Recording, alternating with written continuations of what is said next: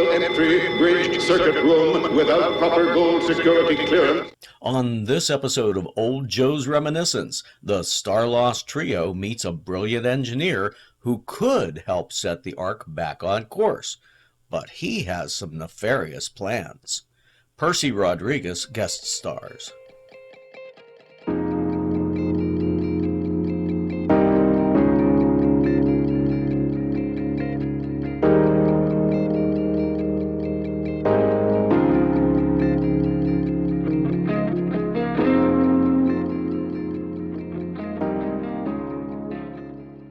This episode originally aired on November 10th, 1973. I may or may not have seen it, but either way, I don't remember anything about it. If you haven't seen the episode, I'm going to suggest that you watch it before I start my close examination of The Circuit of Death.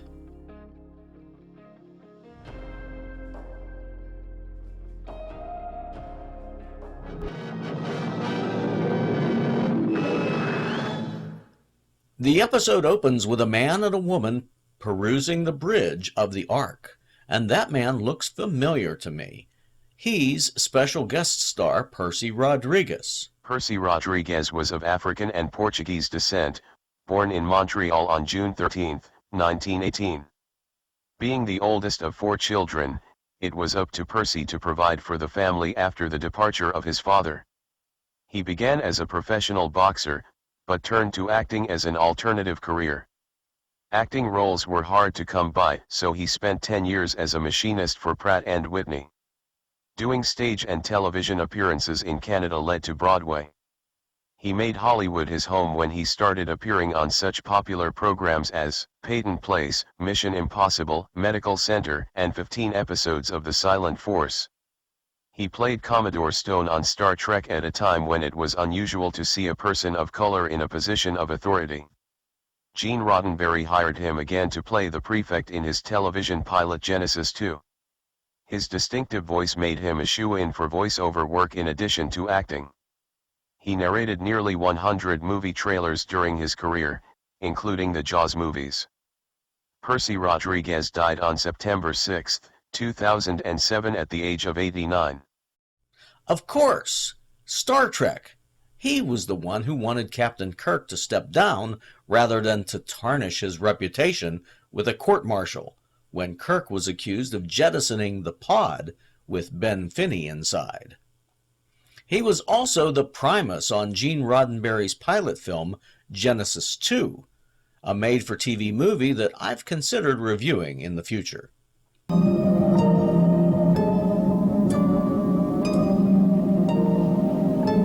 Someone's been here. The bodies are gone. Shouldn't she say skeletons? So, they've been on the bridge before. He heads toward the bridge circuit room, but he hesitates. The two share a look, and there's a quick camera push-in on the young woman. Are they telepathic? She looks away, and he comes back to sit beside her. He says that what they're doing is the best thing, the only thing. I'm guessing he's going to set the Ark to self-destruct. Through some expository dialogue, it's revealed that they are a father and a daughter, Valerie, from the biodome Alpha 5, which is biodegrading. Valerie is played by Noreen Virgin, who had hosted a children's show and who was a dispatcher on Police Surgeon. She was also a regular on Today's Special in the 1980s.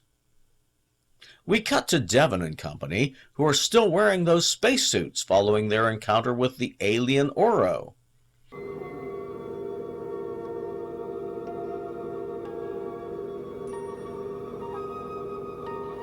They look down a long corridor and they start walking.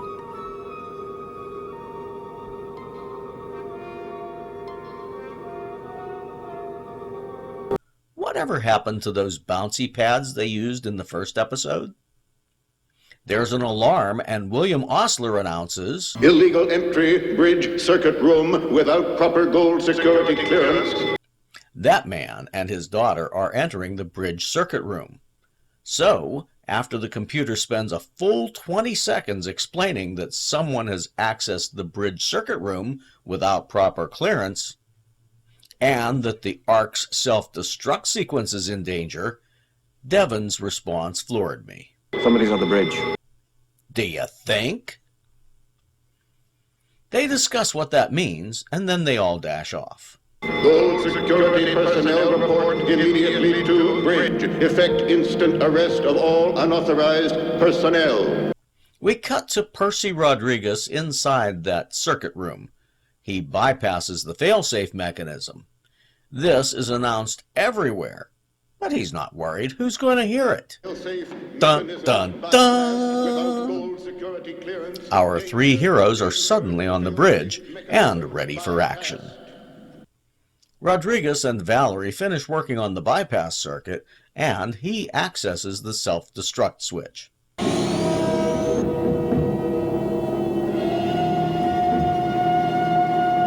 This moment, everything on this ark, everything within 108 miles and a breadth of 84 depend on whether or not I make a sudden movement with this hand. Father, please. No, not yet. We have things to do. Like what? If you're about to destroy yourself and everything aboard the Ark, what could be left to do? Enter Devon, Garth, and Rachel. Who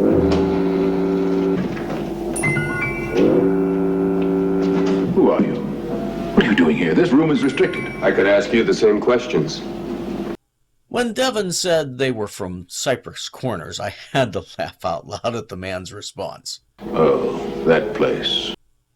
By now, we know it's a running gag. Garth questions the fail-safe self-destruct warning, and Valerie gives her father an odd look as he makes some awkward excuse. Oh, I was fiddling with the circuit. Must have set it off, but everything's safe now. You said you were an electronics technician. You're repairing the bridge? Yes. Yes, I'm doing what I can. Could you make a course correction? There's no one in command and the Ark is drifting. Yeah, you have been catching on since you left home, haven't you? Then you know about the Ark. Oh, yes, we've known for years. Devon offers to help get the Ark back on course. Good idea. And they head for the bridge. But first, the man shows them a projectile that's meant to preserve the Ark's history. Why would he do that?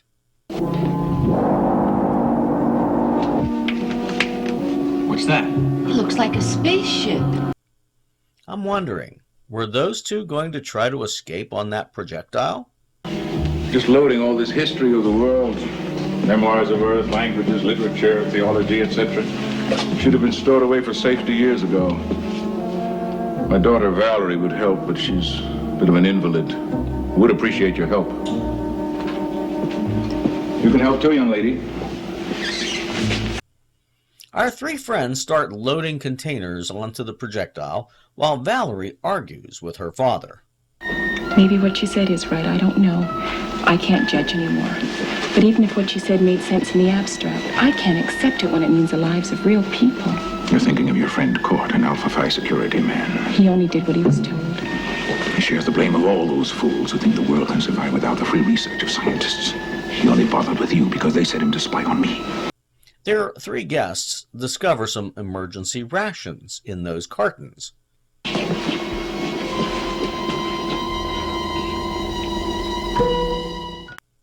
Now, what would an automatic projectile need with rations? Well, it seems that Devon is wondering the same thing. If the projectile is to save the logs and things, what are the rations for? Well, perhaps in the old days they planned to send a custodian along. You think we're fools? Why would you load food and water into the projectile if you weren't planning on going on it? Are you going to give me a hand to repair the guidance system or stand here and play county prosecutor? Can you really repair the guidance system? You just come along and watch. I wonder what he's got up his sleeve next.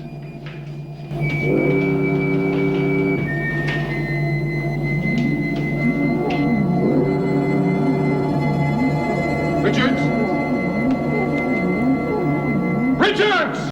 He's about to activate the self-destruct, and Valerie begs him not to do it. Don't! Don't!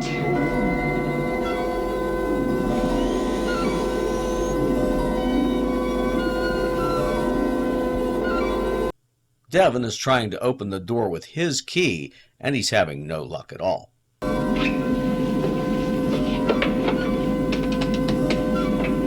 Hold it. I have a warrant for the arrest of electronics technician Richards. Turn him over to me or you're all under arrest. You'll have to break the door down first. Is Valerie with him? Richards! Open up, you're under arrest! I'm guessing he's that boyfriend she mentioned earlier. No, Father, don't!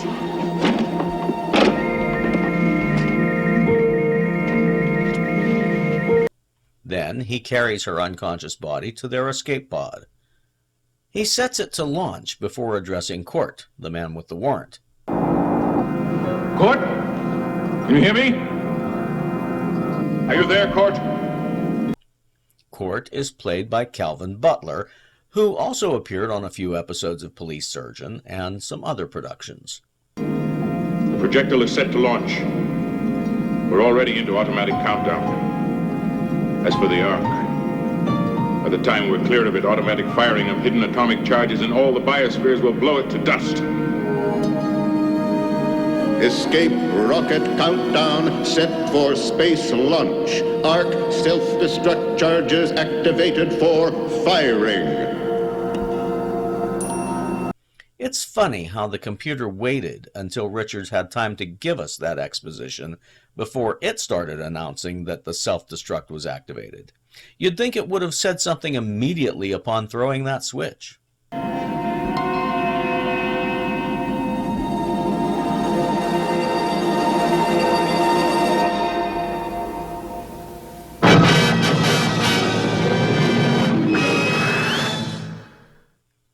Act 2 picks up where we left off at the end of the action-packed first act. Court says that Richards is insane. He's insane. Brilliant and insane. That's how we managed to bypass the fail-safe circuits. We've got to stop it. It's too late to do anything. It hasn't exploded yet. Maybe there's still time. Time. There's just enough time for the projectile to get away. I don't know how long. What? No computer countdown? I'm disappointed. Could go in a minute. We've got to try to get through. We cut to Richards in the projectile pressing buttons. The camera pushes in on Valerie as she comes to.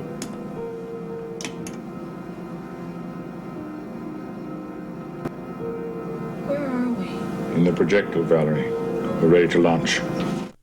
She tries to reason with her father, but he says it's done. The self-destruct is already activated. There it is.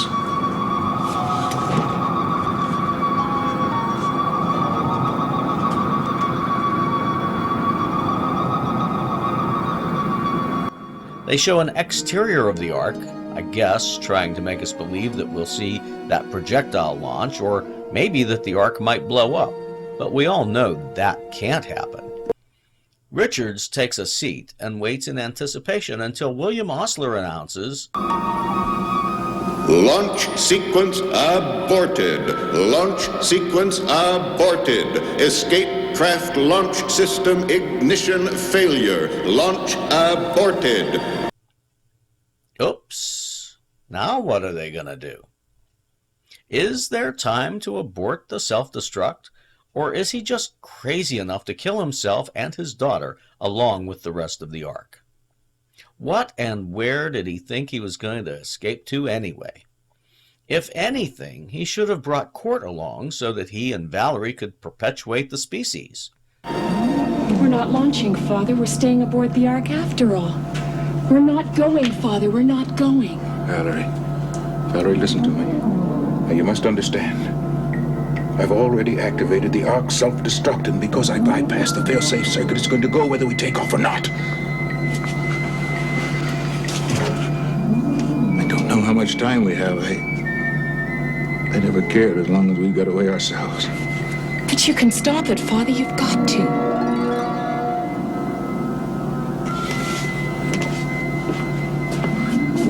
Time capsule sealed can be opened from within only after fail-safe circuits have completed the sequence. Ah, but he bypassed the failsafe. Oops! The capsule can be opened from the launch area, however. It's nice of the computer to be so helpful. Devon tries his key again, and because of the launch misfire, the circuits are cleared and the door opens. Launch misfire. Circuits cleared. They rush to the projectile, but they can't open the access door. It won't budge. It's electrically sealed for launch. You gotta cut the power.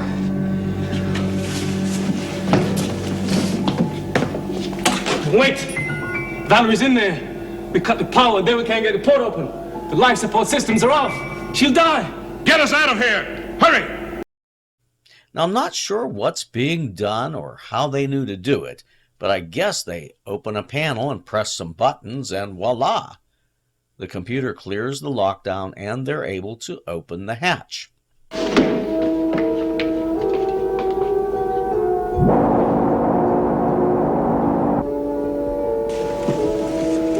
Mr. Richards, you're under arrest.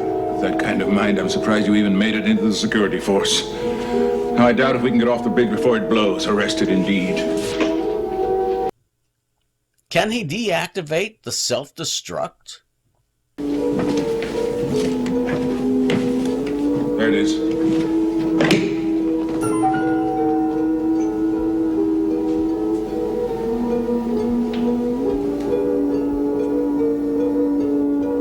Minutes, 30 seconds.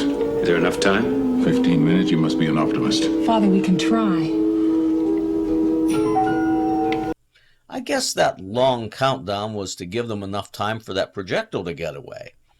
It seems like an awfully long time for a self-destruct countdown, though. Richards enlists the help of Devon, even though Devon admits that he knows nothing about electronics. If they want to repair a microcircuit, they need to get inside it. What, are they going to shrink themselves? Our bodies remain here throughout, but we, our minds, regenerate in miniature inside the microcircuit. We can't remain in there too long and we'll never get out. Of course, if it blows, it doesn't matter whether we're here or in there. So, once he explains it to Devon, they don't actually shrink physically. The procedure places their minds into the microcircuit. Valerie will have to watch the schematic for them, but the others will need to watch Valerie because she has epilepsy.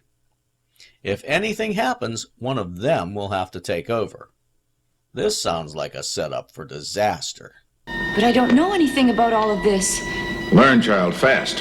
When the beam is activated, their bodies stiffen, and some colored filters are added to the video.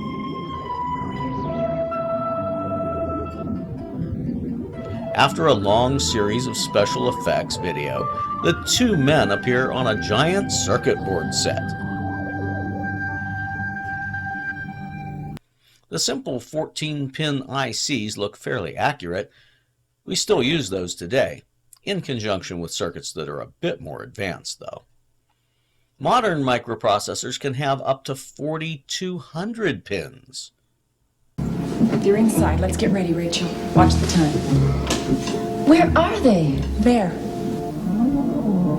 Are we really inside the microcircuit? Well, judge for yourself.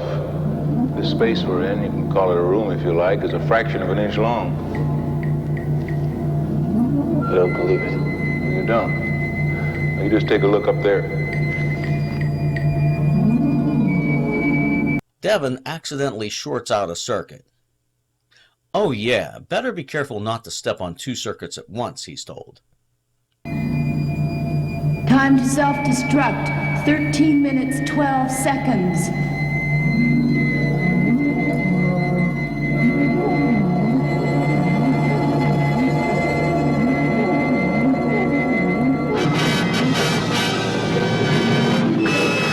In Act 3, Garth wants to know what's happening. I've got to find out what's happening. There's got to be a sphere projector around here somewhere. Do you think you could find it? Well, I can try. But you better stay here just in case. Keep an eye on things. I'll be back as quickly as I can. Meanwhile, Devon doesn't know what he's doing in there. I don't understand any of this. How can I possibly help you? Just keep quiet and listen. This is going to be harder than I thought. Rachel, give me a time check.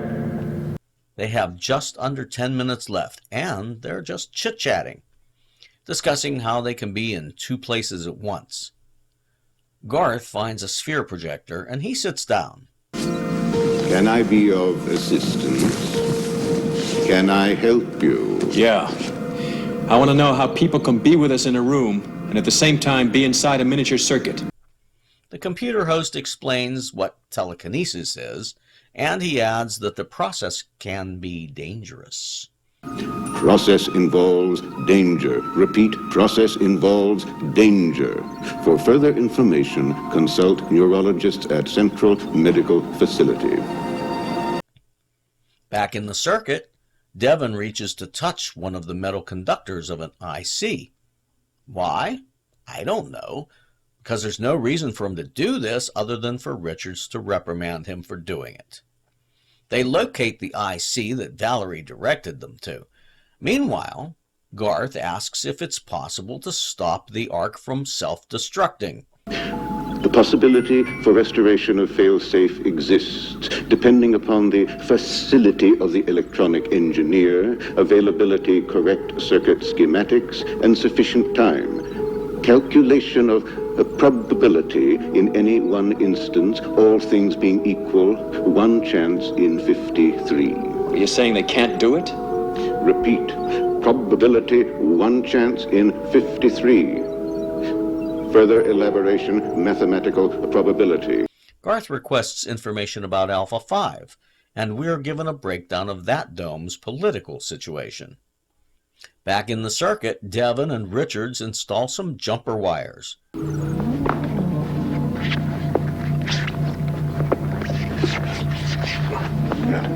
there, that's it. Then, back to Garth, asking about Richards' mental state. Not programmed for value judgments. Consult psychiatrists and or social engineers at a Central Medical Facility. Garth rejoins the women. Rachel wants to know why Richards set the Ark to self-destruct in the first place. Valerie goes further into the political degradation of their biosphere, to which Rachel exclaims, Your biosphere is not the only one in the Ark. There are dozens of others, and they're not degrading. Tell that to my father if he'll listen. The men in the circuit must have heard that conversation because they begin to carry on the argument. There are other biospheres. Why didn't you think of them before you thought of this crazy scheme of yours? The biospheres you saw, Devon, may be the lucky ones. There are no crew left alive, no propulsion systems. We're drifting off course and we're going to collide with a Class G solar star. Guys, time's running out. Don't you think you should be getting on with the job at hand? Let's get on with it. Richard goes down across two circuits and he can't move. He'll have to talk Devon through the procedure. Then, and I'm all sure we saw this coming, Valerie starts to have an attack. Valerie, what is it? Valerie, She's shaking. it's an attack. Just let her rest.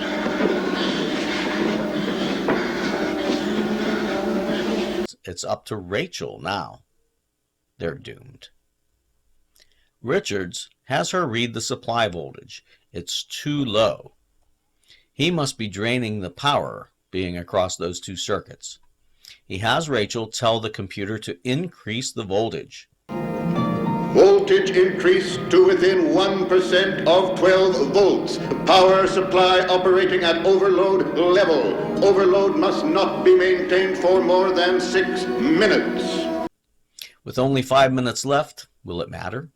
There's nothing we can possibly do in the next 5 minutes that will make any difference.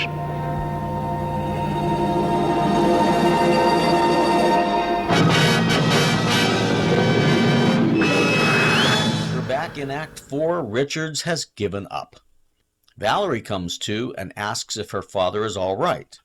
She wants to bring him back, but Court says she has to rest. None of them are acting as if they realize that their whole world is going to end momentarily.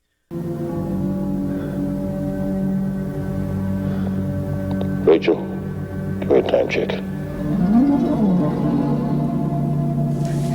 4 minutes, 15 seconds. I'm coming in, Devon. You can do it. I watched Valerie. Rachel knows what to do. She watched Valerie. That makes her an expert at this telekinesis thing, right? Garth puts on a special jacket, and Rachel pushes a button to start the special effects video.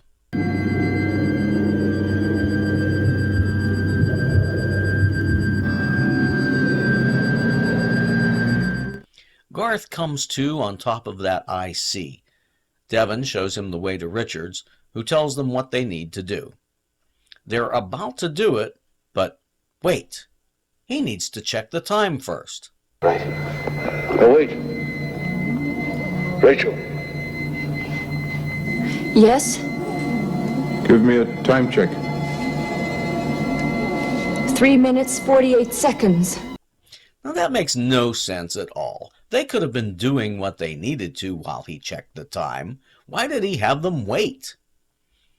Devon and Garth grab a shorting jumper, and they make the connection to free Richards. Now be careful with the next one. It goes on to -12 behind me.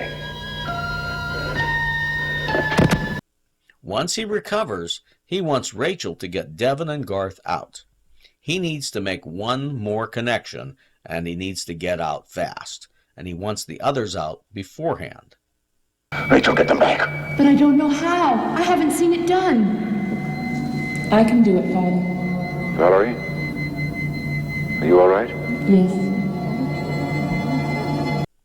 The title of the episode gives me a feeling that he's not coming out alive. The men all stand very still, but not still enough. Richards shifts quite a bit during the special effect when Devon and Garth disappear.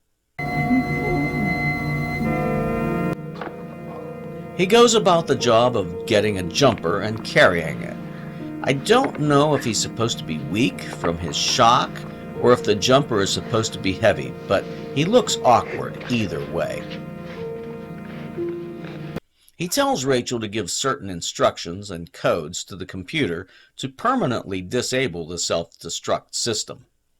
We don't hear her repeat them, but he addresses Valerie, telling her that he has to make a final connection with the power on. My baby, I did what I did because I knew I was right. I still think I am. But I want to give you, all of you, another chance. Richards waits until the very last second to make the connection. And we see a spark before switching to an exterior of the ark, just to see if it's going to explode. We knew it wouldn't, because we're only halfway through the series. If they wanted suspense at this point, they should have done this one as the very last episode. Self-destruct system inhibited.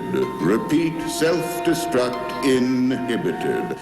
If Richards is supposed to be dead, they should have used a still shot, or one where he held his breath or something, because in the shot they used of him on that circuit board, we can see that he's breathing rather heavily.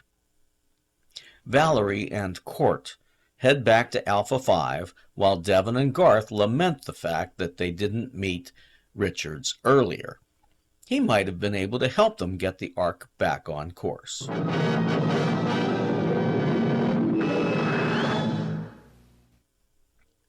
Yet another interesting episode. I don't know why so many people hate on this series, because other than a few poorly executed special effects, it is a rather enjoyable series. Don't forget to like, subscribe, and comment below, and join me the next time as I once again reminisce about the next episode of The Starlost.